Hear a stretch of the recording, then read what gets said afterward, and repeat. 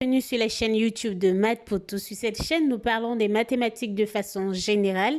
Alors, si tu es nouveau ou nouvelle, n'hésite pas à t'abonner et à activer la cloche de notification. Dans cette nouvelle vidéo, nous voulons résoudre une équation différentielle du type de Bernoulli. Alors, c'est quoi ce type d'équation différentielle?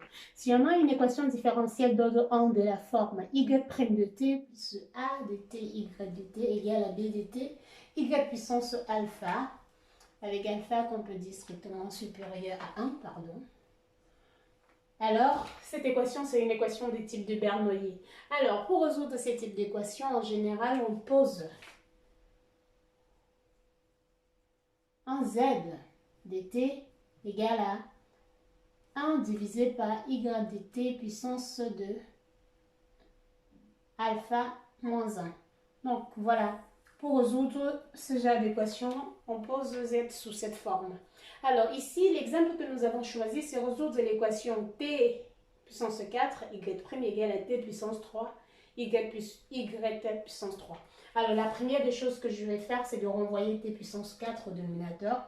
Donc notre équation, si je l'appelle E, l'équation E devient y' égale y divisé par t plus 1 divisé par t puissance 4, bon, disons y puissance 3 fois t puissance 4. Alors, l'équation devient ça. Alors, si je posons. Ici, on peut observer que alpha égale à 3. Ainsi, si je pose, j'aurai un z de t égale à 1 divisé par y de t puissance alpha qui est 3 moins 1. Alors, pour simplifier les choses, je vais laisser le y de t, donc j'aurai 1 divisé par y au carré. Alors, donc, finalement, z égale à 1 divisé par dérivé de z. Z' égale à moins 2y' divisé par y puissance 3.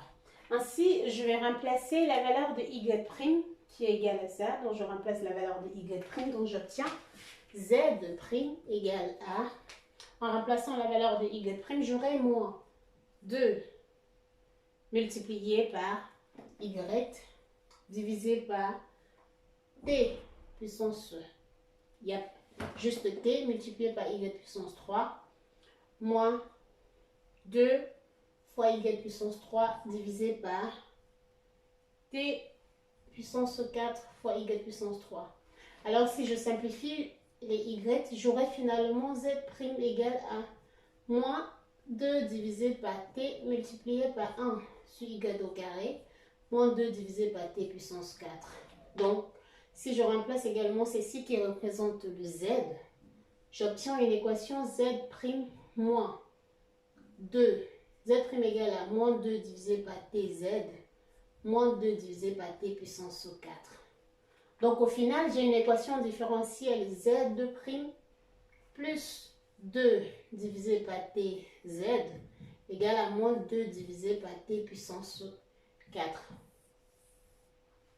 Ainsi, pour résoudre cette équation, je vais trouver la solution homogène et par la suite utiliser la méthode de la variation de la constante. Alors, si je prends l'équation homogène, c'est z' plus 2 divisé par dz égale 0. Alors, on a encore z' divisé par z qui égale à moins 2 divisé par t. Alors, cette équation, on sait bien que c'est encore d de z divisé par z égale à moins 2 sur t fois dt. Ainsi, si j'applique l'intégrale sur chaque membre, en appliquant l'intégrale sur chaque membre, j'obtiens au final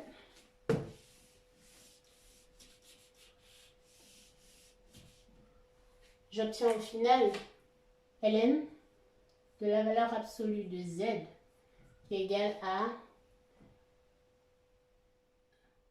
moins 2 ln de la valeur absolue de t plus une constante que j'appelle K1. Or, on a présenté le fait que t était dans l'intervalle positif. Si on continue, là, on aura z de t égale à une constante que j'appelle A1 divisé par t élevé au carré avec A1 appartenant à R. Alors, cette procédure de passage, vous pouvez retrouver dans les autres vidéos précédentes. Ainsi, si je continue avec cette méthode de la variation de la constante, retenons toujours à côté le fait que y au carré égale à 1 sur z. Alors, si je continue, j'aurai z' égale, en considérant que la variable a est variable, j'aurai a' fois t au carré moins 2t fois a1 divisé par t puissance 4. Ainsi, si je remplace la valeur de z' dans notre équation, j'aurai l'équation qui est entourée là, j'aurai a1' fois t au carré divisé par t puissance 4 plus, moins 2 a1 divisé par t puissance 3 en simplifiant en t là, plus 2 en remplaçant la valeur de z qui est a1 divisé par t au carré, j'aurai 2a1 divisé par t au carré, t au carré multiplié par t puissance 3 égale à moins 2 divisé par t puissance 4.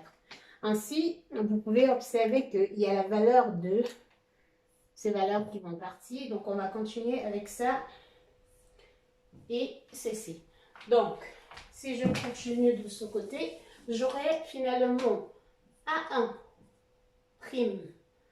divisé par t au carré qui est égal à moins 2 divisé par t puissance 4.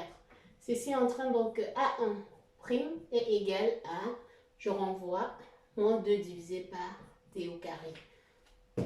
Alors, si c'est moins 2 divisé par t au carré, ceci entraîne donc que la valeur de A1 est tout simplement égale à 2 divisé par t. Alors, j'ai la valeur de A1. A1 plus une constante K2, bien sûr, parce que c'est la primitive de A1'. Alors, si je remplace la valeur de A1 dans l'équation Z, j'obtiens au final la valeur de Z qui est égale à 1 divisé par t au carré, facteur de 2 divisé par t plus une constante qu'on appelait K2. Disons que cette constante est une constante réelle. Ainsi, Z de t est égal à 2 plus K2 fois t divisé par t puissance 3. Donc voilà la valeur des z finales. Alors ne perdons pas de vue sur le fait qu'on est en train de chercher la valeur de y. Ainsi,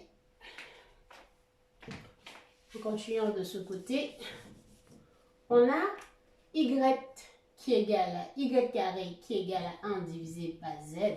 Ça veut dire que y carré est égal à 2 plus 4 de t divisé par t puissance 3. Alors, ceci est vrai seulement si la valeur de 2 plus k de t est positive et la valeur du moins ce quotient. Ceci est vrai seulement si ce quotient est positif parce qu'on ne peut pas avoir y au carré qui donne une valeur négative. Donc au final, la valeur de y va être égale à, si on considère le cas où on a ceci positif, on aura la valeur de y égale à 2 plus k de t divisé par t puissance 3. Bien sûr.